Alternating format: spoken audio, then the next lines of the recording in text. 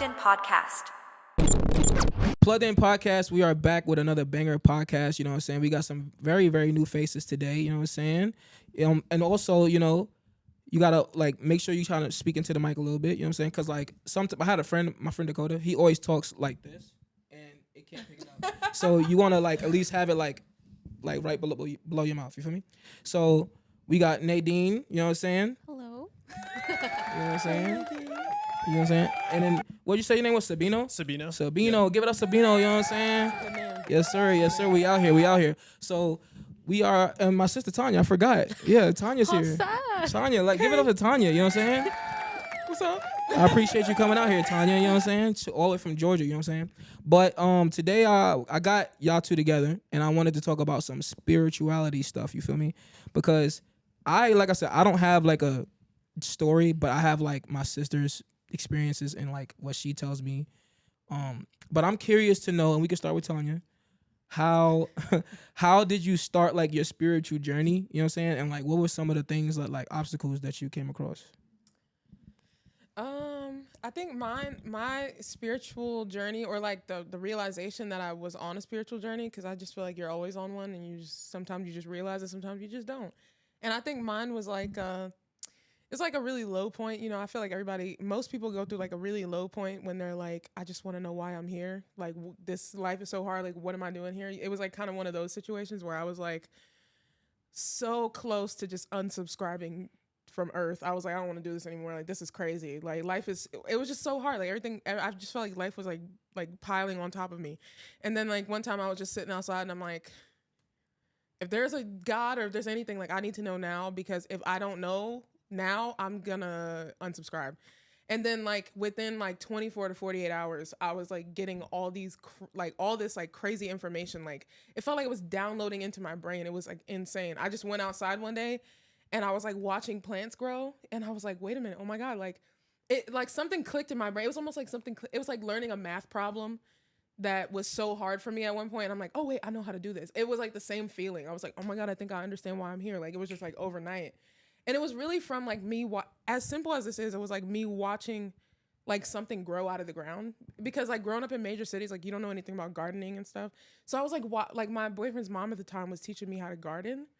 And she was like, oh, so like we're going to plant some sunflowers. I'm like, how do you do that? Like I had no idea how it worked. And she's like, you put the seed in the ground, you water it, and then light will make it grow. And so like over time, like it started growing. And I'm like, oh my God, like literally everything is made out of light. Like it was like the first realization I had. I'm like, literally, like we're all like these little light beings that like come from sunlight. Like basically, I'm like, we're like plants. Like something just was like clicking in my brain. And I'm like, oh my God, everything must be a lie. Like I don't know what it was. It was just like something clicked really like so deeply in my brain. And then it got worse. You started thinking about photosynthesis. Huh? Photosynthesis.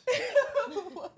Isn't that the process of like light hitting? Oh, yeah. Well, yeah, I guess that would be the term, like the scientific term of it, but whatever, right? I'm like sitting here, I'm like, I don't understand like how this whole time I didn't realize that like a spirit grows into physical matter through sunshine, like light. Like things can come from light. Like, do you know crystals are just condensed sunlight? That's it. That's all they are. So like that alone, I was like, oh my God, like literally everything comes from light. So I'm like, I understand why there's people who believe in like astrology. Then it all started clicking. Like everything just started kind of making sense. And then it got worse because I had to like, I isolated myself from like the entire world. I was like completely isolated. I broke my phone. I lost my car. I didn't have like a way to communicate with anybody. So I was like in a room, like in my boyfriend's like mom's house, all alone every day for like 6 months straight, just like unlearning a bunch of stuff and like learning a bunch of stuff, like dark, scary stuff, you know? So I'm like, oh my God, our government is doing this and they're gonna kill us and they're poisoning our food and they're doing that. Like, it was like all of this stuff at once. And so I started going through psychosis where I was like, I thought that they were gonna kill me. Like, I would look out the window every day. I'm like, they know that I know that they're doing this. Like, they know that I know that they're doing this to children. And they know that I know, like, I'm like, they just know that I know. No one else, but they are targeting me. Like, I was so scared for like 6 months. And I would look out the window and I would call my boyfriend from like a spare phone that he had. And I'd be like, babe, there was like 5 helicopters that flew past the house today. And I know that they're looking for me. Like, I was so scared for like 6 months. It was so, that's why I low key feel like not everybody is supposed to like, because I used to wonder, I'm like, if I'm having a spiritual awakening, why can't we all just have a spiritual awakening all at once? Like, why can't everybody just realize that the world is like not what we think it is? Like, why can't we? And I'm like, I see why, because some people, it happens to some people and they unsubscribe because like, this is too much. I don't want to be here. And like, some people are just not meant to, you know, take in a lot of information like that because they're not, like, they may not feel like they're strong enough. Like, I may think they're strong enough, but they might be like, this is crazy. Because we don't really, like, we're literally on a floating rock in the middle of God knows what, you know? And we're like born on earth where there's already these set rules and we just have to learn how to fit into a society that was already here. So how would we know what is the truth or what's a lie if everybody's just telling us stuff since birth, you know? That's So facts. like, you go your whole life with people just telling you stuff. And then one day you find out that all that stuff may not be true. Like that would shatter anybody's reality. And they'd be like, I don't know if I can handle that, you know? So that's pretty much what happened. I was just like, oh my God, this is crazy. This is wild. And then it got weirder. Like after it got scarier, it started getting easier. And then it started getting like more magical, like where I would like be meditating with like crystals and I would like feel the vibrations of the stones in my hand. I started to see entities and like shadow beings and like different types of beings through like meditation and stuff. Like I started taking more psychedelics and I would communicate with these other beings that were like they didn't have physical bodies, but they were like more spirits. They had voices and they had not physical bodies, but they had like spiritual bodies. And they would explain to me like how, like what's behind the fabric of reality, like what we're actually existing in is like not as solid as we think. It's all like holographic, like it's not as real as we perceive it, but the densest form of light, like the densest form of energy, which is light, is mass. So it's like everything that feels so solid, but it's all like light, you know? So I started like learning that through like different forms of like breathing techniques and like doing meditations and like taking mushrooms and doing all types of crazy stuff. Wow. So yeah, that's how it went. And you know, now I'm just kind of like floating around trying to figure out what I want to create in my little separate reality next, you know? I really just want to isolate and have a farm. And So did you like when you was going through this, did you lose friends? Like a lot. And actually, I was in Georgia when all this was happening to me. So and not only was I in Georgia, I was still on YouTube doing all this. So like I remember when like my old YouTube like videos, I would post, it was like of me like crying out for help. Like I was like so depressed, but I didn't look like right. I'd be like, oh, I'm like filming all these videos. I'm partying, I'm drinking, I'm blacked out drunk in videos on my YouTube channel. And people are like, go girl, you're living your best life. And you could tell it was like a cry for help, right? Like I'm like depressed. I went through a breakup. It was so public. It was so embarrassing. And then I started drinking and like getting blackout drinking all the time with these people that didn't really care about me. And I could just like, now I like look back and I'm like, I was desperately like showing people how depressed I was. And like, I was trying to escape it. And then I had a spiritual awakening. And so like I posted it. I'm like, oh my God, you guys, like, I'm figuring out all this stuff. Like the world isn't what we think it is. And people are like, oh my gosh, she's going crazy. And I was completely sober. I was like fasting, juicing, drinking a lot of water, eating a lot of vegetables. And they're like, she's on drugs. that's I crazy. was like, oh my God, it was so crazy. Like how when I actually was using alcohol as like a way to cope, like people were like, you're living your best life. And then I got sober and I like changed. And they're like, she's gotta be a crackhead. Like That's wild. There's no way. That's a wild assumption. And like, so I'm like, there's no, like, it shocked me. I was like, oh my God, like, I see it. It's because like the world is like so accustomed to fear and like everybody's always depressed. Like you watch the news, the only thing you're gonna do is get anxiety. You know what I'm saying? Like they literally use fear to control. So everybody's always afraid of something or we're all in fight or flight. So when somebody is like genuinely happy or like just expressing themselves like authentically, they're like, they're on drugs, they're crazy. Like look at the dude from That's So Raven. What's his name? Orlando Brown. I know he comes off as crazy to people, but that man is like, he's just being authentic. And people are like, he's crazy. And I get it. It looks crazy because we're all accustomed to being like believing certain things, like being a certain way. So like when you see somebody who's just like I don't care. You see the tree huggers, there's like hippies hugging trees and stuff. Those people aren't crazy, you know, like we perceive them that way. But I learned through like my own like journey on why people do that. Like trees, everything is alive, you know, everything holds information and everything has like trees have been here like longer than humans. They hold way more wisdom than we will ever. And they don't even have to speak. That's so crazy because he would tell me to hug trees and I'd be like, why?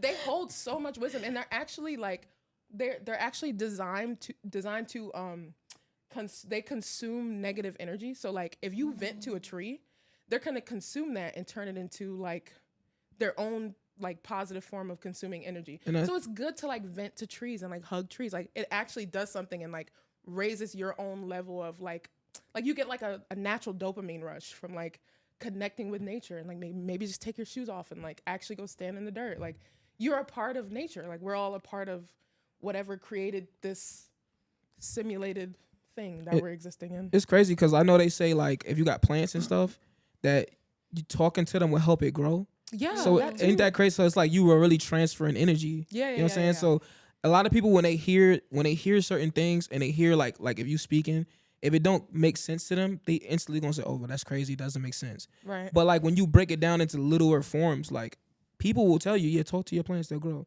and that's okay. That's fine. They don't think that that's crazy. But when you tell them that, "Oh yeah, hug the tree; it'll consume your energy or whatever," they're like, "Oh, that's wild. That's stupid. Don't make no sense."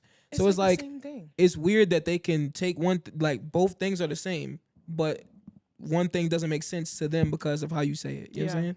So I think that's crazy. You know what I'm saying? But like like I said, I don't know if I'm having like a spiritual awakening or anything like that. Like I said, I use your experiences to try to like move forward and do like better things. But I've not had nothing click in my head like what you call a download.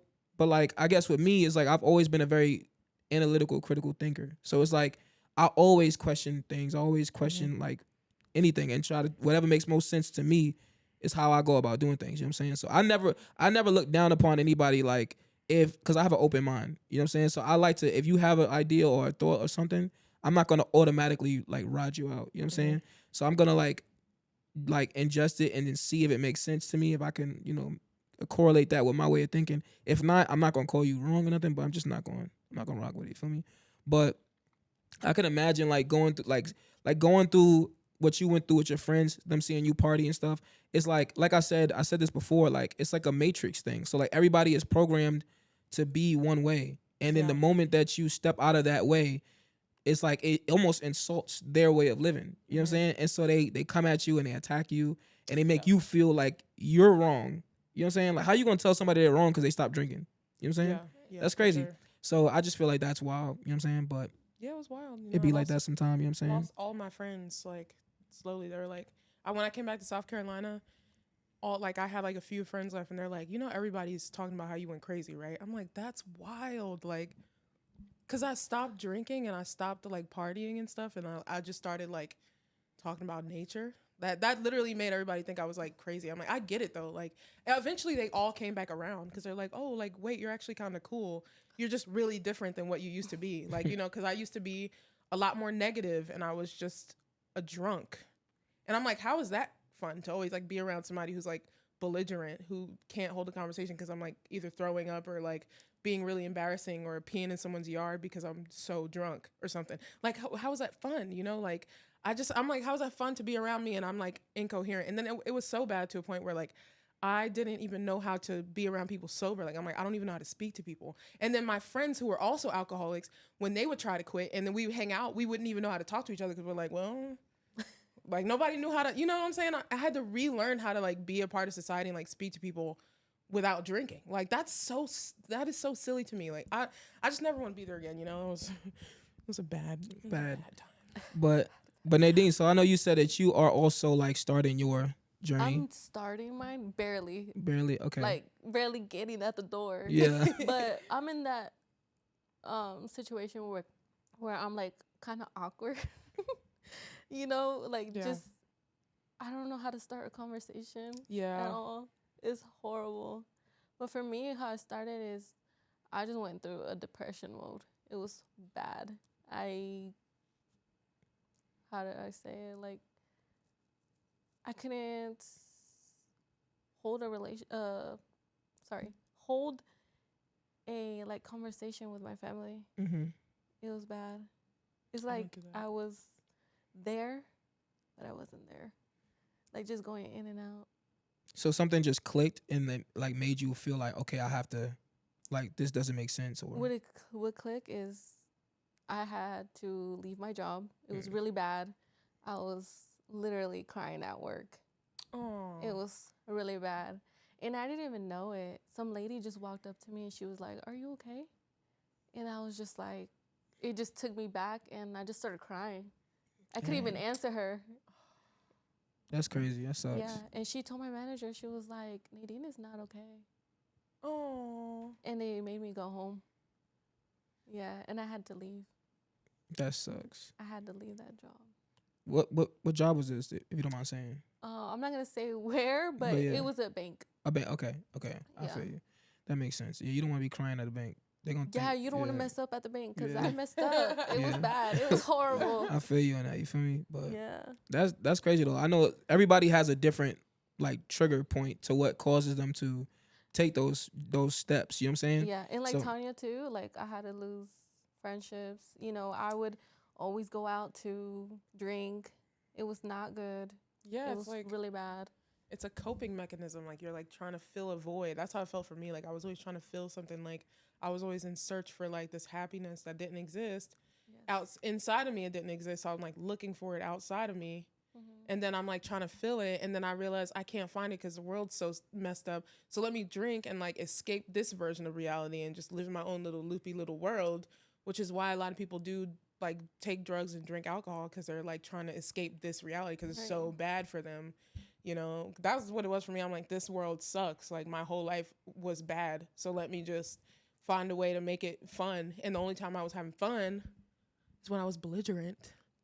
And that wasn't really fun. Look, like everybody else's viewpoint on me, and they're like, oh God, Tanya, you're like stumbling around, you're doing this. And then they would try to come to me and they say, do you know what you did last night? Like you pissed in someone's yard or you did this. And I'm like, I just want to go on record and say, like, I had no idea that you were doing this. Like, so I was in Georgia doing this. None of my family had communication with me either. Like, it's just strange because, like, growing up, like, me and Tanya, we was always the ones that we didn't smoke, we didn't drink. You know what I'm saying? So when she left, I figured we was both still doing the same things. No. And then I'm like, you out here being a demon. You feel me? Like, it's crazy. I really was just like, I was dating the first guy that I dated was like so public.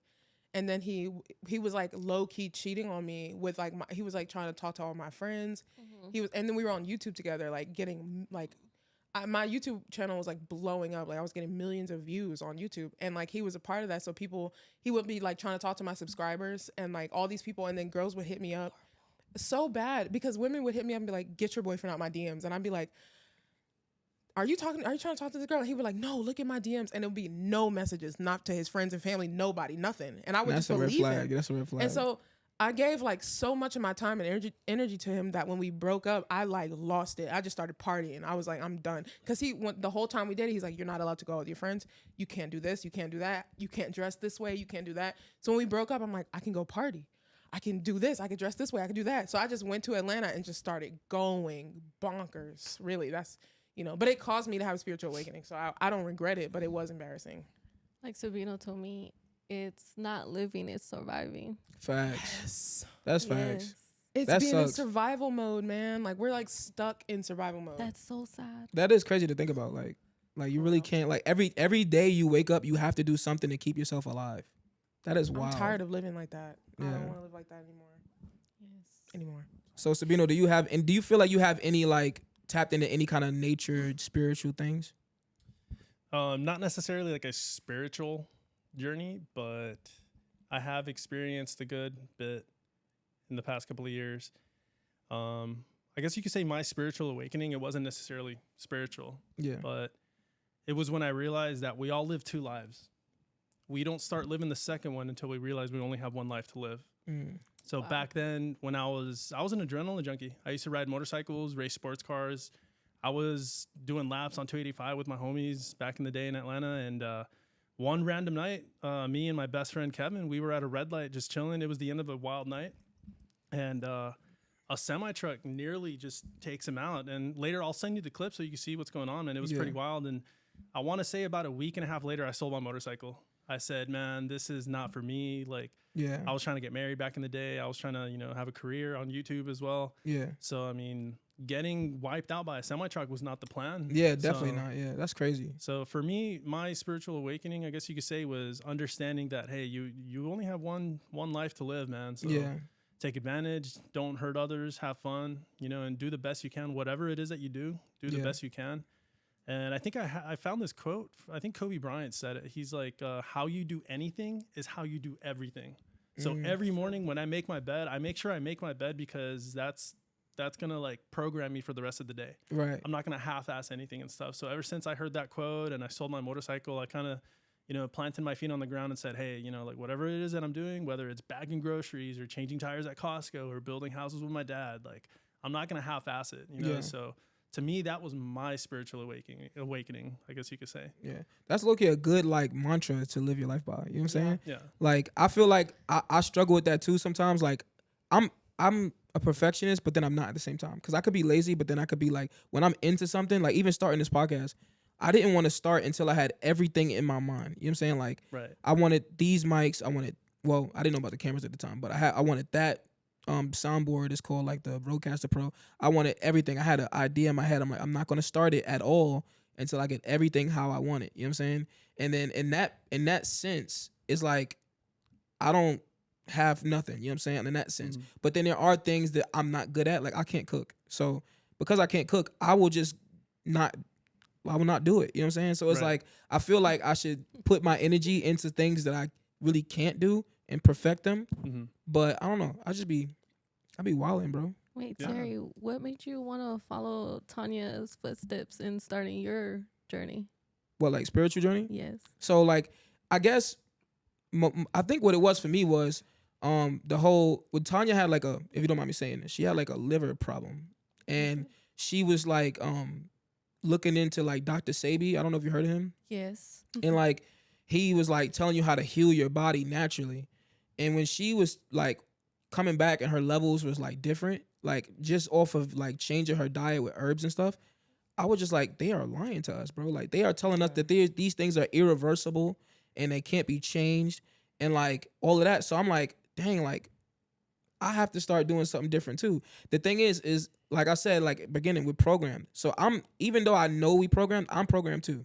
So like I can want to eat healthy, but if I ride by a Chick-fil-A, I'm like, I'm about to go stop and get me a sandwich. You feel me? So it's like, as much as I want to not be able to do that, I have to break that myself, and it takes a lot. It's like any other drug, like breaking any other drug addiction, because fast food is a drug in itself. You feel me? Yes. So like it's when I seen Tanya and like how she started living, I know she probably doesn't think this because like I don't latch on to everything that she says, but it does like leave an impact on me to where I'm like, dang, I got to start doing better with my life. You know what I'm saying? Because I'm getting older. I'm not getting younger. You know what I'm saying? I'm 30 years old. I'm old. You know what I'm saying? I can't believe I even said that out loud.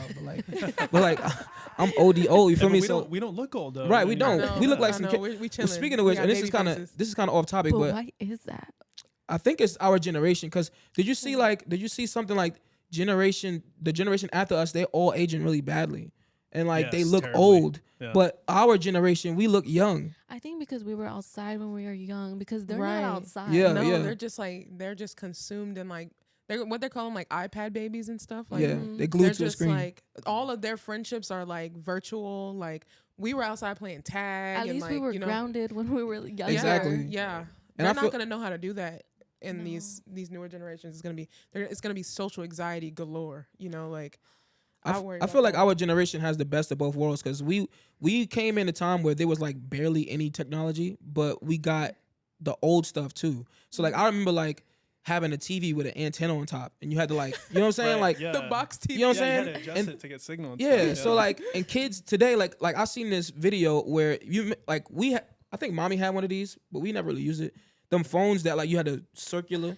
You know what I'm saying? Oh, the dial phones? Yeah. They gave these phones. They gave one of them phones to like a kid today, and they were just like freaking out. They was like, "What is this? How do you use it?" And then like when they dinosaur technology. Right. And then when they realized that it worked, they like their minds blew up. They was like, "I can't believe this. This works." And then like I seen another video where they gave these kids like a Game Boy Color, and they was trying to touch the screen. And I'm like, that's not how it works. You know what I'm saying? So I think like we have it made to where we can appreciate technology because we know what it was like to have the beginning stages. But it's not their fault. It's not. They didn't grow up with that. Yeah, it's not their fault. They don't. It's not that they're at fault, but that's just the way things are for them. You know what I'm saying? Yeah. Like it's just, but it's crazy to think. I even sometimes like when I'm at work and we get like a new kid and I'm talking to them and I'm like how old are you? Like they be like, I'm born in 2004, and I'm just like, what? Wow. Like I'm working with a 2004ian. 2004. Like what? They have TikTok brain. Yeah. Short attention span. Yeah. Oh yeah. So if you don't teach them within 10 seconds, they're not gonna get it. Right. That's facts. TikTok That's facts. brain. Yeah. You really gotta make a bunch of TikToks and train them like that. But it's crazy. Like, yeah. Like teachers are just gonna probably have to start using TikTok as like a teaching tool. Like, oh my god, but it is actually like that. I feel like they brought in this social media platform where all the videos were like 10 seconds or whatever for a little bit, and people can't even watch a full YouTube video anymore. That's At least they don't have an excuse to be dumb. I don't know. That's facts.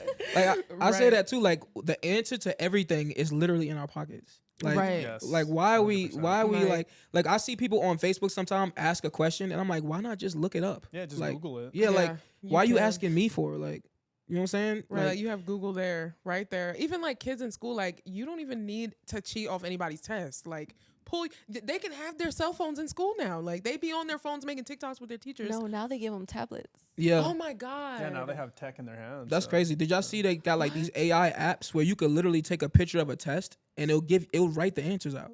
That's wild. That's not I'm like, fair. it's not fair, but at the same time, struggled. it low key is because like they're not gonna know. They're not gonna retain the knowledge because they didn't learn it. You know what I'm saying? So I wish that's they would have had that when we was it's around crazy. in school. Like ChatGPT. Do y'all have ChatGPT on your phones? What is that? It's like it's an AI app. So like it's not like it doesn't do a lot, but it's like you talk to it. You can ask it questions. It's like almost like Siri, but like it don't talk back, but it writes back. I try not to connect anything with AI. It's definitely a dangerous line, but this one I think is not that because it's not that advanced to where it can do a lot of stuff. You know what I'm saying? Mm-hmm. It can literally only almost answer like questions, but you can tell it to do certain things. Like you could tell it to write a 10,000 word essay on climate control, and it'll write the whole thing, right? And then when it get done, you could write another one, and it'll write a completely different one. And it's like, can you imagine having this like technology in your hands when you were in school? Like, you know what I'm saying? And it's the crazy part is it's not plagiarized because they're just making it up. You know what I'm saying? So a teacher can't tell. And I heard that they're trying to make an AI tool for teachers to tell when someone's using AI. I don't know how that's gonna work, but I just think it's crazy. I'm sure they're gonna make it. If they can make one that's gonna create all this stuff, they gotta be able to make something to break it down, to see Facts. what's fake. Yeah. I think that type of technology is amazing, but at the end of the day, that's depriving us as humans, like our creativity. Yeah, it takes You know away what the I mean? soul from stuff. Yeah, so it's just like you could tell, like reading a masterpiece from like Shakespeare back in the day, people were like, oh yeah, Shakespeare and stuff. Yeah. If you ask ChatGPT to write like a Shakespearean themed sonnet or like a Beowulf, that something like that, I don't think it'd be the same. I think I'd be able to tell it's like this is so bland. This is so it's like boring. robotic. Yeah, like, you know, because in writing it gets to the point where you get to the climax of the story and you're like, okay, now the hero got up here, now it's downhill from here. So reading something from a ChatGPT, I think something like that would be very, very predictable. And again, just very bland and stuff. Like it won't have no flavor, pretty much. Yeah, you know. So That's so true. Like I was just thinking when you were saying that it like will take away the creativity, which is like, this brings me onto something I was talking to about with my boyfriend's mom, and she was telling me like we go like antiquing and stuff, like looking for antique furniture, because I feel like back in the day they made everything out of like real wood and like silver, and like today everything's just made out of MDF board and like borderline cardboard. Like so that cheap sucks. material. So I like to find like real wooden like coffee tables and stuff like that. And so we're like looking at this furniture, and like she's like, look at the feet of the table, like they're clawed, like they actually have feet. I'm like, what happened? Why are we not creative anymore? Like they're taking away all the creativity. Every house looks the same. Like back in the day, like in the Victorian era, like the houses had like beautiful pillars and like all this creativity. Now we just like live in these box squares. Everything looks the same. Everybody dresses the same. Like the creativity is being sucked out of humans. And I feel like I feel like whatever created us, like this God, this universe that created us, is creation. That's all it is creation. And so if you're an aspect of God, you know, like I know some people say that we're made in God's image, then that means that you're a co-creator, because there's a the main creator created itself in human form to create. So if all the creation is being sucked out of the humans, then what are we? Because God is creation. So like, what are we doing here if we're not creating? You know, like we're just zombies. We're like walking zombies. We have nothing to give. Like, really, because I feel like when humans aren't creating, you're not like living, you know, like that's all humans do on this planet. Like everybody's creating something, like even if it's like cooking, you're creating a meal, or like you're sewing, you're creating your own clothes, or like you're making stuff on computers, you're creating your own websites. Like everybody's always creating. So like the moment we stop creating, like we're literally, what are we doing? We're just consuming. Like we're consuming what everybody else is creating. Like these jillionaires are like creating these products, and we're just buying, but we're not creating anything. We're just consuming, and we all think that we're broken, right? Like the commercials go, something's wrong with you, and I'm gonna give you this product that's gonna fix it. And then we're just like, oh my God, I gotta buy this product to get rid of my acne because they said something's wrong with me. And like, I don't know where I'm going on this tangent, but like, it's just like making me think about a whole bunch of other stuff. Like, cause I just feel like if we stop creating, then we're like we're alive, but we're also dead at the same time. You know, like you have to like, I feel like most people's depression comes from not being creative, you know, like or like working 9-to-5 jobs.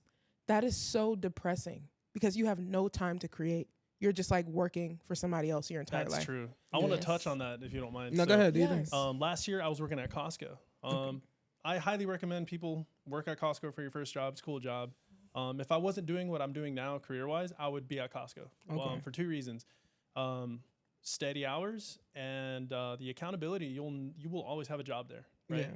Yeah. The downside is, again, I'm not bashing on Costco or anything, but you can't get rich. It is one of those places where if you just started off, like for example, I have like 7 years of experience working on cars.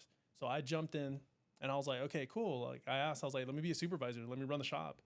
And long story short, they ended up giving it to somebody that has never worked in that shop ever in his Costco career. Yeah. So I'm like, okay, cool. They're going to give this job to somebody that's never touched the car before. And he's going to be in charge of the shop. You know, that's crazy. Weird. Yeah. But where was I going with this? Oh yeah, the 9-to-5 part. So yeah, you work 9 to 5, and again, you have enough energy to get to work. Then you actually work, and around 5 o'clock, you're fighting through traffic, you know, and then you go home, and it's like, okay, you got like 3-4 hours worth of sunlight. You could work out, or you could go grocery shopping, or go on a date, but you're very limited on your time. Yeah. You know? Yes. If you do have a set Monday through Friday 9 to 5, then your schedule does become a bit monotonous unless you're doing something exciting early in the morning or late in the evening. But if you're stuck with that 9 to 5 schedule, I got very comfortable with the 9 to 5. I'm like, okay, so I could sleep in until like 8, race to work, clock in, I'll be okay, get home, order a sesame chicken. I don't give a fuck. I'm just gonna, that became my routine. And I'm like, yo, like, I don't like how my body's looking. I don't like how I'm feeling. I feel stuck. And financially, I was just getting by. I wasn't making money. I was just getting bills, you know?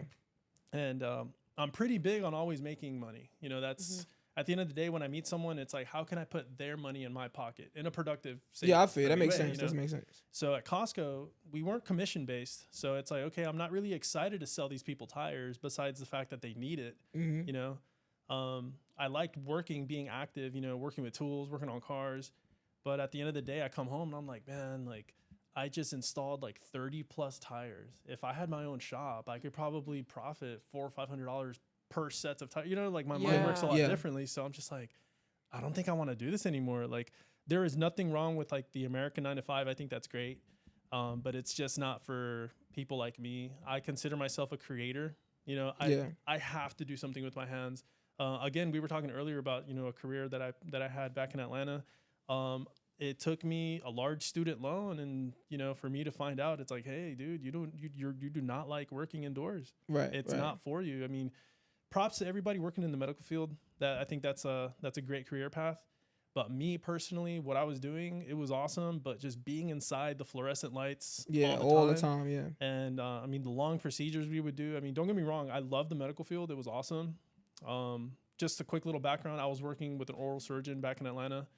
We did amazing procedures. We would take wisdom teeth out, rhinoplasties, facial reconstructions, all that good stuff. But like after my second year, I'm like, yo, this is not me.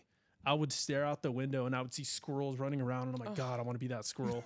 You know, and so it became very dull. So working a 9 to 5, there's nothing wrong with it, but it's just, you do feel a little empty inside knowing that it's like, man, like from 9 to 5, that's like peak sunlight hours. I could be doing something amazing outside, flying a drone, taking a picture, painting something, you know? Right. So when it comes to creators, because I feel like everybody in this room is a creator. We're here for a reason. You know? So at the end of the day, I feel like wherever your journey is going, my journey was all the way from California to Atlanta. Now I'm here in Greenville. So, I mean, and I don't think I'm going to stop here. I feel like life is going to take me other places. But in the long run, I feel like creators like us, like we have to be moving. Motion creates emotion. I don't know if you guys know about that. Like if you're feeling dull, if you're watching TV or anything like that, and you're like, oh man, like something's wrong, something's missing, do something sporadic, get up, run around, do a circle. Because a long time ago, I learned that motion creates emotion, you know? So I mean, just get up, get your blood pumping. And afterwards, what the first, not intrusive thought, but first thought that you have, it's like, shit, I should probably go clean the toilet or something. Go clean that toilet. You know, something good will come out of what you do. I feel you. So I'm very big on always being active. Of course, I have my lazy days. You know, everybody has that. But yeah, man. I mean, at the end of the day, this world is solely based on energy. So I mean, just create your own energy by running around. You know, being active and just sharing good vibes. You know, sharing a smile, sharing a compliment. I think stuff like that's important. Where was I going? This was 9 to 5. I was supposed to be talking about 9 to 5. I'm sorry. You're good. It's good. But that's true. But I feel like too, low key, like, so you was talking about how like you came from California, you know what I'm saying, and then you came then Atlanta, then South Carolina.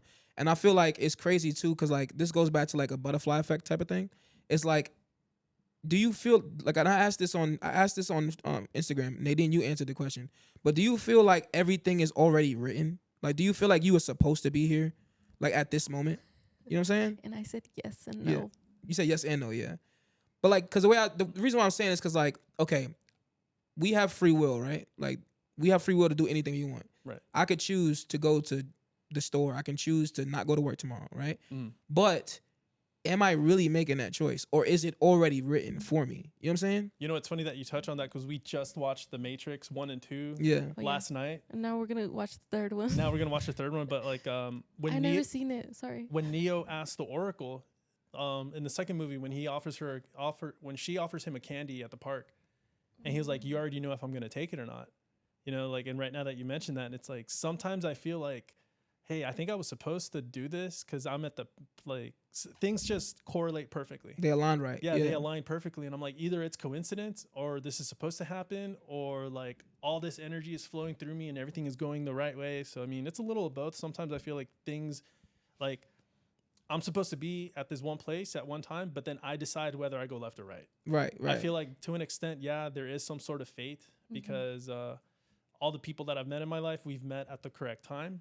Yeah. You know? And the same thing with people that fall out of my life. They've fallen out at the correct time. Right, so, right. I mean, I feel like to an extent, we are introduced the door, and it's our decision whether or not we want to go through that door or not. That's what I told Terry. I told him there's probably two paths, which we decide to go, which is a yes or a no. So it's like, I feel like it's kind of made up, like our paths are already made for us. Right. Like every possibility already exists. Yes. Yeah. I just think that that's crazy to think about. Because it's like, how do you, and it's like, you don't know which doors lead to what. You know what I'm saying? That's the scary part about life. You feel me? It's like, kind of like the spiritual journey type of thing. It's like, you're going to get signs when it's your right time. And if you take it, then it's just going to keep popping up. And you're just going to go like through depression and all this other stuff until you finally figure out, like, I need to stop and I need to go through the right path. Right, right. Sometimes I feel like I'm like not taking the right doors, you know? And I feel like I get like feelings. Like the other day, like I said, like, you know how you said you get a feeling that you're supposed to do something, you get up and do it. And normally I'm a very content person. And I feel like recently I've been like not being that. Like I'm trying to figure myself out right now. But like I literally the other day I was literally walking around this coffee table. I'm like, what is there to do? Like I'm so bored. And to the point where I just went to sleep because I didn't know what to do. It wasn't even late. And Bree was like, really? Like, you didn't put a TV show on or nothing? Like, and I'm like, I don't know what to do. You know what I'm saying? Like, I like playing video games. I turn on my PlayStation sometimes, and I'm just like, I don't want to play. I don't want to do this. You know what I'm saying? And I can't understand like where it's coming from. Like, this is like a new thing for me right now. You gotta follow your feelings though. It makes me feel like something's telling me, hey, like, you are already supposed to be somewhere, but you're not. Sometimes it's not even your feelings. Sabino told me just listen to your body. Yeah. Like, it will tell you when it needs water, when it's hungry, everything. Yeah, that is facts. Your body's constantly communicating with you, and a form of communication that your body gives you is sometimes your feelings. Sometimes it can be like, you got to follow your gut feeling. Like, you know, when you're doing something you shouldn't be doing, and your gut's like, don't do it, go home, and you don't, and then something bad happens. Yeah. Like, your intuition is constantly, to me, like, the way I look at intuition is it being like, you know how you have GPS to get you somewhere on your phone? Your feelings are a part of your intuition, and that's your life's navigational system. Like, if you are somewhere you shouldn't be, you're going like, oh, I got a feeling. And if you ignore it, then you're probably going to get yourself into something. Like, I've done that several times. I get those with, like, sometimes, like, with people. Yeah. Like you gotta feel that, like, ugh. When you feel like you're in a room, like, full of people, and maybe, like, they're new people. Or maybe it's just one person. And you get a feeling about them, and you're like, I don't know how I feel about this person. I used to get that with some customer that used to walk in the bank. Like, I just would get this feeling, this weird feeling. And there was times when he would come with one of his friends or something, and I just felt like, what should I do? People don't listen to me when I say I have a bad feeling about him. I'm like, I hope nothing happens to anybody at the bank. Yeah. Because I never felt that feeling with anybody. It just felt sick. Like, my stomach just fell. Like, it was horrible. I bet you, like, later down the line, if you, like, talk to the people who still work there, they'll probably have a weird story about that person, because I hope not. A lot of people ignore those feelings. Like, I feel like you would not have them, like, if it wasn't a part. Because back to, like, when you guys were talking about like life being like fate or like predetermined. Yeah. The way that I kind of like seen it be like shown to me through like my own like meditation and stuff is like say this table here is like an infinite plane of existence, right? Like, just like a infinite plane that goes forever and ever and ever. But there's like each part of this plane of existence, there's like a line going through it, and each line is a timeline that goes through, and it's just like an infinite amount of timelines on an infinite plane of existence. But each of those timeline has a beginning and an end, because everything's already created here, right? Like, creation is not incomplete, it's complete. So like, if God is, or like whatever, I always put in quotation marks because people believe in different gods, right? So like, if God created everything here, there's already a beginning and an end. It's like a book. You're not reading just like it's not just a page that's finished. You're just at the beginning of the book, but the whole book is complete already, right? Yeah. So I believe that time, or like us having like things being predetermined, to an extent it's true, and to a certain extent it's not, only because there's already a timeline. There's infinite amount of timelines that exist, and determining which one you choose, there's a beginning and an end that already exist in that timeline, depending on which one you can choose. But they all exist, so you can jump between timelines. Like, you can, and here's what I mean by that. Is like, Tanya be spitting. Here's what I mean by that. Like, for an example, if you decide to go down a path of abusing drugs, you already know the ending of that timeline is going to end in a tragic death. You know what I'm saying? Or something like that. There's already a beginning and an end to something like that. And so you could, in the middle of that journey, you could be like, wait, I want to do better for myself. And then you can jump timelines. And then you could become a celebrity. And then you could have a totally different timeline and a different ending, you know? So like, that's the same thing as saying like the Doors. It's like, yeah, the two paths. Yeah, like, right. Yeah. So there's two paths, right? But there's an infinite actual, like, you can do whatever you want. Like, I just mean this in a sense to where like the only limitations a human has on earth is what your mind is telling you you're limited to.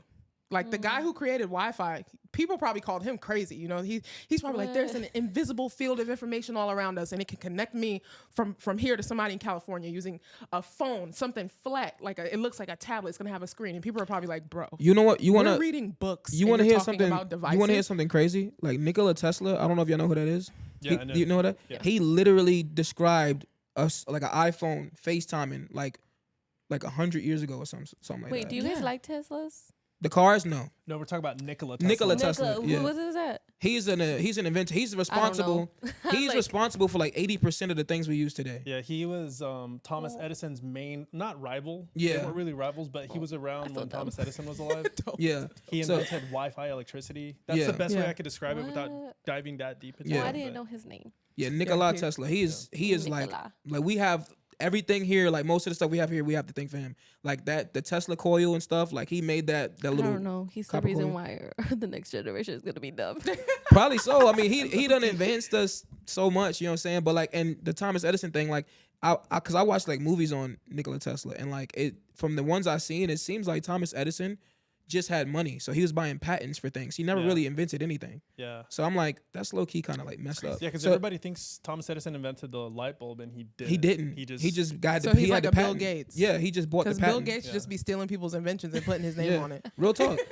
So he's like another Bill Gates. And see, this is I know I don't want to go too far off, but like this is another example of how like the programming thing. Like we are taught in school that Thomas Edison is the guy. You know what I'm saying? He's the guy that we need to learn about. Why don't we learn about Nikola Tesla? You know what I'm saying? Right. Because he was on to something that they don't want. They don't want that now. Like he was trying to tell. Like I think he said something about the Great Pyramids of Giza. How like they had like something on the tips. If you go now, I think the tips of every pyramid is cut off because they had like crystals on top. Yeah. And that the crystals would like harness free energy, and they don't want us to have that. You know what I'm saying? They want us to pay for this stuff. So it's like he's telling us these things, and before he died too, he also said that he learned how to travel through time. And like, well, it was a rumor that he said that. Like they say he went into a diner, his face was all burnt up, and he told the waiter that he was able to see into the past. He couldn't navigate the past, but he could see it. You know what I'm saying? And like just stuff like that with him, and like seeing like all of the things that he's responsible for, it makes me feel like, why are they trying to keep that knowledge from us? Right. You know, we have to go off and be our own experts with that kind of stuff. And I think the world, they just want us as consumers. The less realize questions we ask, the better it is for them. Yeah. You know what I'm saying? And I don't like that. I don't like that at all. You feel me? I like asking questions. I like figuring stuff out. I want things to make sense to me. You can't tell me to just do this. That's like, I remember one time I was at work and this guy, and he kind of pissed me off in the moment, but in hindsight, I'm looking back like he was right. So he asked me, he said, "What is 2 + 2?" And I said, "It's 4." And he said, "How do you know that?" I said, "'Cause it is." He said, "But how do you know?" I said, "'Cause it is." Like, what do you mean? How do I know? He said, "How do you know that for sure?" I said, "'Cause they taught us that in school." He said, "They taught you." He was like, so it made me think, like, in the moment, I'm like, what is he talking about? 2 + 2 is 4. But then I had to think, like, literally, it's only 4 because that's what they told us it was. You know what I'm saying? Math is created. So, like, it can have flaws. Like for example, Terrence Howard, he's an actor. He's been trying to prove the current math system wrong. Because he says, like, and his example is how anything times 0 is 0. That's wrong. That shouldn't be a thing. Because if I had 10, who is that? Terrence Howard, he's an actor. From what show or movie? He I'm not was- good with names. He was like an Empire. He was. and then I know who you're talking about. I've seen his videos. Yeah. So his whole thing is like, and it makes sense because when he broke it down, I'm like, that really doesn't make sense how they telling us this. So like in modern math, they'll say like 10 times 0 = 0, right? But he's like, how does that make sense? Because if I had 10 of these iPhones and then I multiplied these iPhones 0 times, they just disappear. That doesn't make sense. Right. Like, so like he's trying to prove the whole math system wrong. And I'm like, if that is one of the flaws that he can find, just imagine how flawed the system is. But we just have to believe it because that's what we were taught. You know what I'm saying? Yeah. So it's it's wild. Everything kind of was created. And I believe that people forget that creation comes from your imagination. So even like the system of like currency, like it's not backed by gold or anything. So literally what gives currency its value right now is our imagination. And that is sick. That is very sick because there's people who don't have money to eat. And we're like, sorry, you don't have this piece of paper that we said means this. And so you can't eat anything. And we're going to chop down all the fruit trees so you can't pick fruit off the trees. You got to buy it from the grocery store. That's and crazy. if you can't afford to do that, you're going to starve and die. And that is so sick to me. And you can't even plant your own. No. And That's then they wild. sell you GMO seeds and like to buy seeds.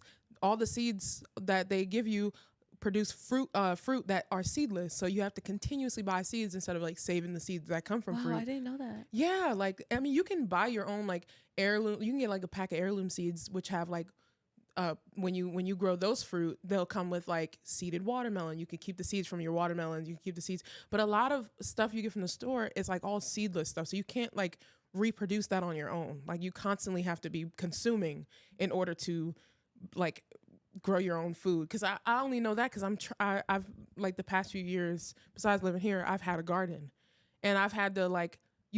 I was constantly buying seeds. I'm like, but my boyfriend's mom's like, you could just save the seeds from the fruit that grows. I'm like, there's no seeds in the fruit that I'm growing. Like, I had to realize, I'm like, oh my God, like, imagine that. Imagine if all the grocery stores are shut down and all you have is seedless fruit to grow. That means you're only going to have that year's worth of fruit. You That's can't wild. save That's your so seeds. scary. That's crazy. That's insane, but that's because they want to keep us in consumer, like, in a mindset of being a consumer. Like, we'll never be able to create if all we're doing is consuming and we're not, like, able to create anything for ourselves. And I just think that that's selfish because, like, I like certain restaurants and like places like Little Caesars and stuff, like once they are finished with the food and they have like all that leftover food, if they get caught giving that to homeless people, they can lose their job if they're not throwing it in a dumpster. What? Like, they don't even want you to give away the I didn't extra even know food. that. Yeah, that's terrible. I'm like, there's so many hungry people, and you're like, they're just saying like, I better not catch you giving those Subway sandwiches. You better throw them in the trash. Right. Like, Yeah. what? That's crazy. Are Like, you you would kidding rather me? throw They them don't- away. They don't even. bro. Oh, I can't believe that. That breaks my heart. That breaks my heart so bad. Like, if I ruled this world, it'd be so different. Like, we would have fruit growing on every tree. Cause like my boyfriend's mom, when she was younger, she said there was like apple trees everywhere. There's like fruit trees everywhere. She's like, there's none anymore. Like, there's none. They like, there was like this thing that was started where like these major companies were like chopping down all the fruit trees, and they wouldn't plant any more female seeds. They were planting male seeds. So they're like fruit trees that don't even bear any fruit. And it was so that people couldn't have free food. Like, they can't pick things off of trees. Oh yeah, that's the only thing I noticed, that there's only male trees. Yeah, Because everywhere. there's pollen everywhere. That's why. That's why the pollen is so bad. Like, Yeah, because they trying to like, don't they That's send why out? Don't they? allergies are so Don't they bad. send out like a pheromone to search for female trees? And if they can't find it, that's why every year the pollen gets stronger because they keep producing. They're Not only looking for. that, Yeah. they tie up That's the crazy. female tree with like a plastic thing so they can cut it. Have you noticed that? oh my God. I didn't know that. That's crazy. Yeah, I I feel like I'm noticed putting that so much stuff on the- together right now as we're on the trees. I seen that in the woods. In the woods where they like Oh. they will wrap it with a plastic bag or something, and I would be like, "What is that? my That's so God. weird." I've seen And that. they only do it in some trees. And So that's how I figured out they're female trees. And this is only in America because I had a friend that from the Philippines, and he said that you could literally like just survive just on the land, just sleeping outside, picking mangoes off the trees and fruits off the Yes. trees and all types of stuff. Like, they just find a way to live. I have friends who like move here from like Puerto Rico and like different places, and they're like when my mom, they'd be like, oh yeah, when we were younger, like my mom would be like, go get a snack before you go to school, get on that bus or whatever, and they would go to the backyard and pick mangoes and like stuff and take all this food with them, and they're like, y'all don't have that out here. I'm like, yeah, sorry, you got to spend like $5 at the grocery store for a mango, and when you cut it open, it's gonna taste like chalk. It's not even like good. It's disgusting. Yo, that's crazy because like real quick, because like I was so used to buying fruits from like grocery stores, like Publix and stuff, right? Disgusting. And then like I always liked mangoes, but I didn't love mangoes. You know what I'm saying? But then What? one I day, love mangoes. one day, Tanya, she went to the farmer's market and got to like the flea market. the flea market, and got like real mangoes that was like imported from like somewhere else, like Mexico. Mexico. or yeah, something. and Thailand, And I think so. when I Mexico, tell, like, and- you ever seen like a video, or you ever watched like Lion King or something, and they ate like a fruit and it made it look real good? Yeah. That's the feeling I got when I ate this mango. Like, I was just like, I was like, it was like euphoric, bro. Like, I bit it and I'm like, this is the juiciest, best mango I've ever had in my life. Like, and I'm like, why is Publix not doing this? They need to get on this. But then I'm realizing it's because they don't care. Like, they just got them dry, and then they charge you so much money for their fruit.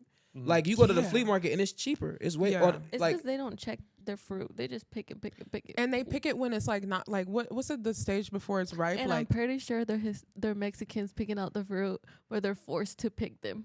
yeah, probably so, like yeah. I just feel like it's it's on the backs of like they're putting it on the backs of people, and of course it's not going to be good quality when you're forcing workers to do these things. And then in order for them to keep it fresh long enough to like be imported, they pick it before it's good. Like it's nowhere near ready to be picked, which is why they send bananas over here and they're still green. Like they're like way before they're ready to be picked. And most fruit and vegetables, they ripen on their tree or on the vine or in the dirt. Like watermelons, they sit in the dirt and ripen. So they pick them way before they're ready, like watermelons, and then they put them in a warehouse on the ground to ripen. Right. Of course, they're nasty by the time we get them, like you got to let nature ripen them. So they pick them way before it's time, which is why when they go to Publix and stuff, they taste hard and nasty. And like the strawberries are even not good. There's a place in Malden, and it's like that little. I know it's like a little farmer's market right next to Malden High School.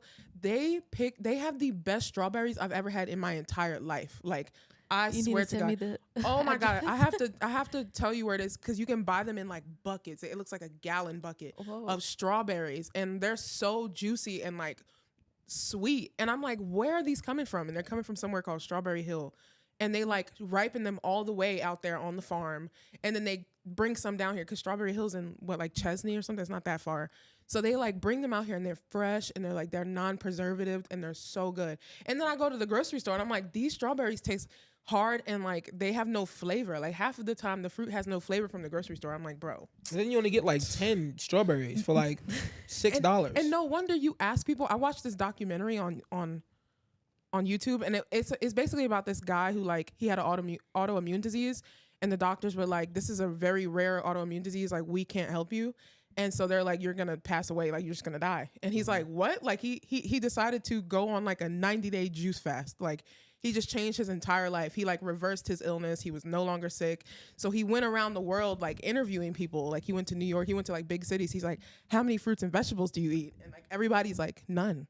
They're like, what do you eat all day? And they're like, Zaxby's. And he's like, you don't eat anything? And then like he's looking at all these people like, how's your health? He's like, well, I've got diabetes and I've got heart problems. I've got this. He's like, so what do you eat every day? And everybody's like, I don't eat fruits and vegetables. What's your favorite fruit or vegetable? I don't like fruits and vegetables. So but I could see why. Like you go to the grocery store and all those fruits and vegetables are disgusting. But I'm not gonna lie, I think there's something going on because I am not picky. I eat fruits and vegetables, but I don't eat them. So either they're doing something to the food where I'm not craving it anymore, or something is happening. Oh yeah, I don't trust the stuff they put in the grocery store, and sometimes they'll come out and be like the CDC will be like, oh, there's a bad case of hepatitis in the bananas. Be careful. And I'm like, yeah, or the romaine lettuce. Or the romaine lettuce. That was big. They have recalls all the time. So it's like, what are they doing to the food? Like, why would anybody go in there and grab any fruits and vegetables and lettuce and broccoli and stuff if they keep recalling it? They only do that in fruits and vegetables? It seems to be. That's what it seems like. It seems to be every time there's a recall. Well, no, they had a recall on chickens.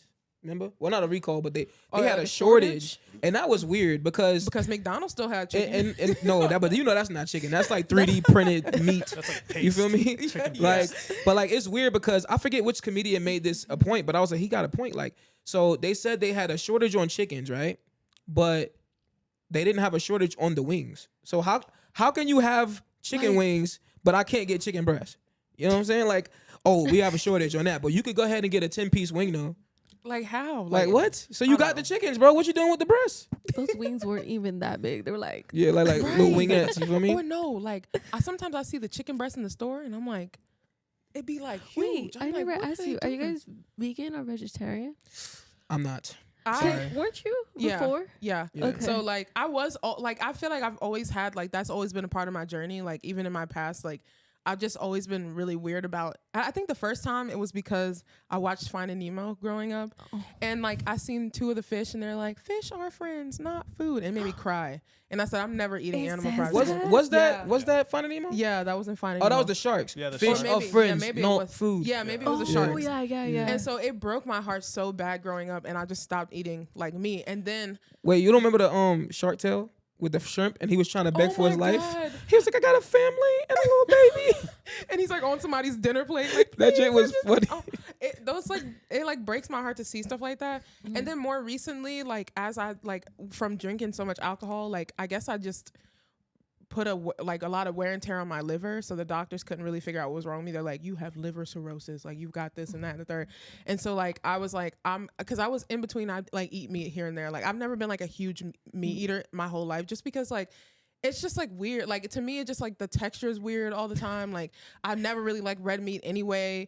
Chicken I would eat here and there, like seafood, and you know, like here and there. But then like when the doctors were like, you're sick, we don't really know what's wrong with you, I was like, okay, well, something's not really sitting right with me. So then I started to look up Dr. Sebi, and I was like, I'm not eating any meat or anything, like no dairy, no nothing ever again. Like, I just went on like a crazy like fruit bender for like, it was like a month and a half of just drinking liquids. Like, I wasn't even eating solids at all. I went on like a 12-day water fast, and then I went on like a juice fast after that. And I was so like, I was on just liquids for so long, and I still like, to me, I was like, I don't understand how I can even still go number 2 if I'm not even eating fiber. Like, I don't know where it's coming from. And then I started realizing like how much solid food is like backed up in your system, like because it takes your body, I think it's like, is it 3 days? I think it takes 3 days to digest 1 serving of meat.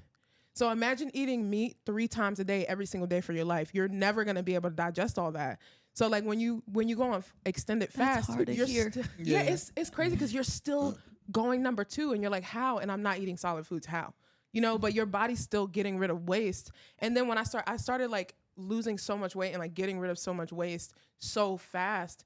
And like a lot of people thought I was doing drugs. They're like, you got to be doing drugs, because like you were just like, I lost like 45 pounds in like a month and a half because I was just juicing. But that's expected, you know, you're not eating any solids. But during that time, I was like meditating with crystals every day and like doing all this stuff. I was like feeling crystals vibrate in my hand. I was like seeing spirits and like seeing all these things. And I was like, oh my God, like this, it was like heightening my gifts in a way, like, that I feel that still just remained, even though I eat solid foods now, like it just remained. Like now I can like, I during that time too, I was like able to like this thing started happening where like I would have dreams that would just come true every single time I would have them. Like, and Whoa. It all started through me fasting. Like ever since I started, I don't know what, like I can't explain why. It's like that lamp thing that your boyfriend got you, that lamp. Oh yeah. So like for my birthday, my boyfriend was like, I got you a gift. I'm not going to tell you what it is. And this was recently. Like, I still eat solid foods now. So I'm like, but you would think these things just like went away and maybe it was like a side effect of me fasting, but it wasn't. It's just like my spiritual gifts like heightened or something. So like he goes, I got you a gift, but I'm not going to tell you what it is. So I'm like guessing. I'm like, did you give me a wet specimen? He's like, no. I'm like, did you give me like a dead animal? Like just playing around, because he knows I'm like into weird things. And he's like, no, I'm not into that. That's weird. If you want that stuff, you get it for yourself. I was like, okay. And he's like, I said, you know, I'm not going to guess anymore. So like I go to sleep that night and I have a dream that he's handing me this lamp, but the lamp is shaped like a flower. The head of the lamp is like this blue flower. And so he's like, happy birthday in my dream. So I wake up and I call him. I'm like, I know what you got me for my birthday. And he's like, what? I'm like, you got me a flower lamp. He goes, this is how I knew I was right. He goes, what made you say that?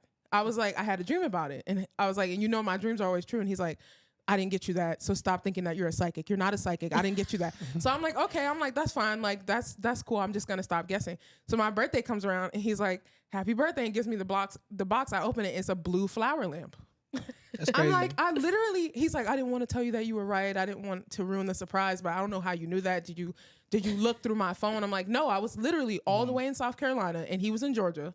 And I had a dream because I was still working out here and we were like saving up for a house or whatever. And so I'm like, I had no idea to know how you got it for me besides the fact that I had a dream about it, you know? But I have those things happen like all the time. Wow. Like it is so insane. Like, and I like, it's a blessing and a curse because like sometimes I have dreams that I don't want to have, you know, like, and it'll be about my health. Like one time I had a dream and it'll be things, this is why I say like, it's so important to follow your feelings. Your feelings are always trying to lead you somewhere. Like, so for instance, I had this one dream that like all of my teeth were falling out. Oh, like those are in the my, worst. it's the worst. Yeah. It's the worst, but each of them means something different. Because the first time I had that dream, I was about to go through a breakup. Had no idea. The second time I had it was like more recently, and it's when COVID first came around. And I was like, I had this dream that my teeth were falling out. And so I woke up in sweats. I looked at my boyfriend. I said, I'm about to get sick. He's like, what? I'm like, I just have a feeling that I'm about to get sick. I had a dream my teeth were falling out. He's like, What does that have to do with anything? I said, just listen to me. I'm about to get sick. He's like, so what are you going to do about it? I said, I'm about to go on a fast. So I started fasting before I even got sick. So like I'm drinking green juices, I'm taking herbal teas and like doing all this stuff. He's like, what is wrong with you?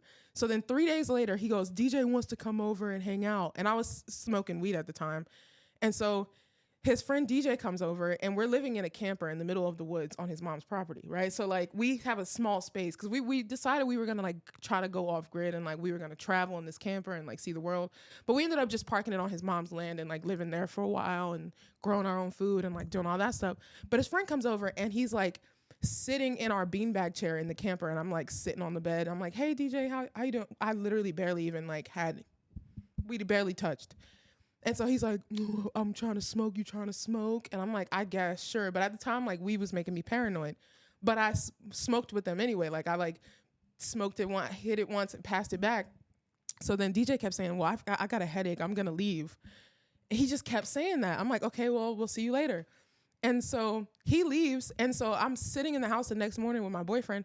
And he goes, hold on, I'm getting a call. He's, like, on the phone. He goes, hey, what's up? Dang, really? Well, I feel fine, bro. All right, dang. All right, bye. DJ has COVID, so you may want to get tested for COVID. Looks at me, right? As he's saying that, I'm getting a like a burning headache. I'm like, oh my gosh. I'm like, bro, I told you I was going to get sick. Like, I literally told you 3 days ago, but I was already fasting. So the guy who got me sick, he was sick. Like, he was in the hospital for like 2 weeks. He was so sick. I was better in 3 days. That's crazy. Look at that. I was fasting on like water and fruits and vegetables and like herbal teas and smoothies and all this stuff. Me and my boyfriend were both sick and we were better in 3 days. And the guy who got us sick was deathly sick in the hospital for over 2 weeks. Wow. He was drinking alcohol. He was weakening his immune system as he was already sick, you know, like, so of course it was like harder for him to like recover. But I was telling him, I'm like, bro, like I can try to he never even apologized to me. I'm like, you're so rude. Yeah, DJ, like, you gotta go ahead and apologize, bro. I'm like, how you gonna get me sick and just like not even like, he didn't even call me. He like called my boyfriend like, well, you better tell Tanya because I know how she is about this stuff, so I'm not telling her. I'm like, bro. That's horrible. That's messed up. You know I have health anxiety. Like, why would you like... That's so mean. You know, and if you knew you had a headache, why would you leave your house? Why you was driving with a headache anyway? Stay home. Stay away from me. How many years ago is this? This was like 2 years ago? Yeah, it was like 2 years ago. I'm like, bro, why would you do that to me, man? She mad still. Yeah, I am. Because he always does that. Like he always comes around when he's really sick and gets everybody sick. I'm like, bro, you have no consideration. Like, that's fair. I don't like that. I hate when people do that. God, like stay home, I would bro. not, like, you know, like I'm all for like live your life, but like if you are sick, don't cough on me. I would not do that to you. I would never do that to you ever. If anything, if you're sick, you'd be like, hey, Tanya, I'm really sick. I don't know what to do. I'm going to be the one to make you a care package. I make potions. You know what I'm saying?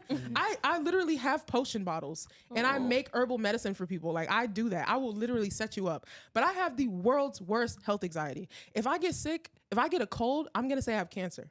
I hate God that. forbid. I be trying to talk like, I don't like really that. You can't do that Google stuff. Things. You can't do that because you could tell Google that your toe hurt and they're gonna say that you got prostate cancer or something. For real. You know what I'm saying? So like you can't do that. You gotta be careful with what you put in your mind because for real. Yes. If it's a scary thought like, oh yeah, I got cancer and stuff, that idea will grow and it'll manifest. So you gotta be careful with what you read. You're absolutely right. So. I've always said that's crazy, like how your mind is so powerful they can do that. Like, so I always wonder, like, if your mind is powerful enough to manifest a sickness, can it also heal you? Like, yes. Oh, of course. Yes. Yeah, definitely. That's crazy. There's people that go to the doctors and they tell them, oh, you got cancer. You got so-and-so. How many days?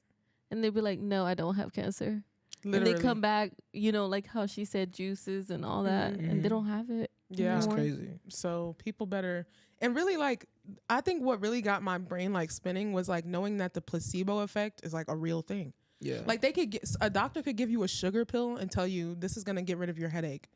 And if you believe that it's going to get rid of your headache's going to be gone. It's like you actually are seriously a creator. Like like people don't know how much power their mind actually has, you know, like, but even working in warehouses, when I work in warehouses, I'm like, somebody used their brain to say, this is what I want to happen. And we're all just the workers in somebody's mind. Like they created this big job and they're like, this is how it's going to run. We're going to have forklifts going this way. We're going to have machines running that way.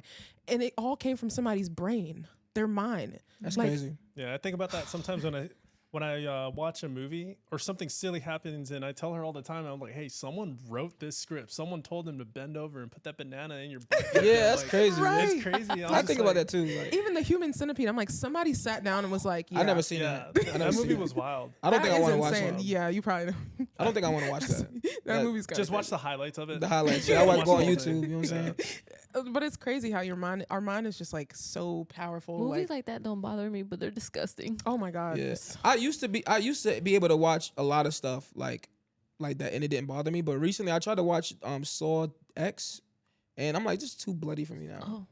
Like I don't. For you? Yeah, like I could watch like Michael Myers and stuff. Because you know he what I'm likes saying? horror stuff, and I don't know how. But like I like horror stuff. I guess with the Saw movies, like in the beginning, I like the story more than the gore. Like the mystery. Yeah, the mystery. Like especially in part 2. Like I always thought like my favorite part about that movie was so the cop was trying to catch the Jigsaw, the guy or whatever, and he had kidnapped his son, the cop's son. So when he went to his little warehouse, he was like, "Where's my son?" He was like, "He's in a safe place." And then he went into this room and it was these cameras and he was watching his son in like a house. And like they was pretty much put to these tasks to like they had to get out of these little challenges that he created. So the cop is watching this video and he's trying to get the cops to figure out where it's at, so he could save his son, right? And at the end of the movie, spoilers, I know this movie's like from 2002, so if you haven't seen it, whatever. At the end of the movie, he found out that the footage was pre-recorded; it wasn't live. So, and then when he said his son was in a safe place, he was literally in a safe beneath his feet. Like there was a safe Underneath his house? No, like where he was watching the video, there was a safe under the table. His son was in the safe the whole time. Wow. So when he said he's in a safe place, he meant he's right there, like right next to you. Like it was crazy. But was he dead or alive? That's what I think he was alive. I think no, he might have. No, I don't think I ever seen seen that. that. The movie. I don't think I've Saw seen that 2. movie. Saw 2. It was the second one. Oh. It was I don't like remember any of them. and like so after that, when I seen that movie, it kind of like I'm not gonna say that's what made me want to pursue film because I think I liked film for a long time. I used to want to be an actor, but then my cousin told me I couldn't act, and I was like, okay. So remember that? Dang. Sade? I didn't know that actually like. Yeah, it impacted me. I was like, okay, if I can't You should act, have never impact. Oh my god. I was young. I was like 7, 8 years old. Oh, okay. So like I'm like I want to be an crush actor. your She was baby like I don't know why you want to be an actor. You can't act. I was like, oh, You look like an actor. for real? When I, Terry's like, so when I funny. saw you right here Yeah. on the porch, I was like, this guy looks like legit. Appreciate you, Well, bro. well, you know, it's like I'm meeting you guys all over again, but Yeah. you always been funny. Yeah, Yeah, Terry's yeah, always low been key. like you know what I'm saying? But You like, always been a jokester in our school, Right? Yeah. Like he was like the class clown, like low key. not a class clown. For real like, though. A little bit. Come Like on. I just like to make people smile for me. Like that's all. But like, yeah, that kind of ruined my dreams. You feel me? So then I was like, sucks. I'm gonna just go ahead and try. I wanted to do direction because then I realized I like behind the scenes. Because if I don't gotta be seen, I won't. But I like the idea of me like something in my head becoming reality. Right. So I'm like, ooh, if I could make a movie, this is how it'd be. Then I remember I started writing like stories Yeah. in my school. So I started like I would write horror stories, like Saw, and I would like kill off my friends and stuff. So my friends would come up. My friends would be I like, didn't know that. yeah, this was in New York. It was when I was real young. He was like, one of my friends was like, are you gonna kill me off in the next chapter? And I was like, I don't know, bro. Like I might. You know what I'm saying? Like what's going on? So like, and Would I you would know who you were gonna kill off? Or no, you- I would just like what happened was like the teachers gave us an assignment to write short stories, and then the one I wrote, everybody liked it, and they was like, just can you continue it? Like I want to be in it, and I was like, okay, bet. You know what I'm saying? Yeah, he started having. I remember you having like stapled papers together, like a little book he was creating. Like and like my friend Xavier, he was like, yo, can I borrow it and add a chapter? And I'm like, yeah, go ahead. that's So like low key, it was like we was making a movie low key in That's the cool, process. But like that moment was when I was like, I could create something, I could do something. But I never like I started looking into film creation and realizing how like far fetched it was, and it kind of like hurt me a little bit because this one guy, he was like doing film for like years and investing like hundreds and thousands of his own money, and he still has not made it. So I'm like, it kind of hurt me because I'm like, dang, I don't want to be that guy. But then again, like you can't live in fear. I should have done something about it. I should have pursued something, but I just let the fear control what I